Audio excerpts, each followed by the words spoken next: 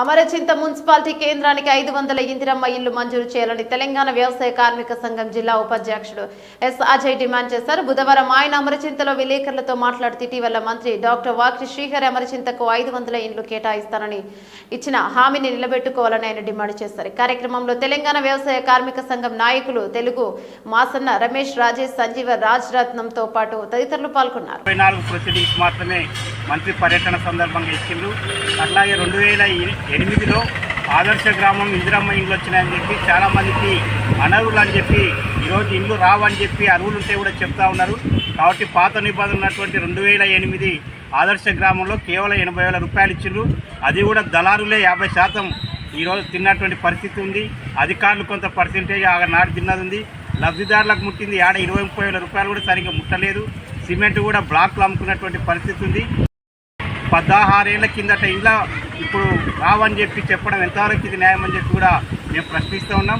కాబట్టి ప్రతి అర్హులైన పేదలందరూ కూడా ఇందిరమ్మ ఇండ్లు ఇవ్వాలి. అట్లాగే ఇందిరమ్మ ప్రొసీడింగ్ ఇచ్చిన వాళ్ళకి కేవలం 45 రోజుల్లోనే మీరు బేస్మెంట్ గాన వేసుకోకపోతే ఇల్లు రద్దు చేస్తామంటే ఈ వర్షాకాలము చాలా ఇబ్బంది పరిస్థితి, ఇసుక దొరకని పరిస్థితి ఉంది.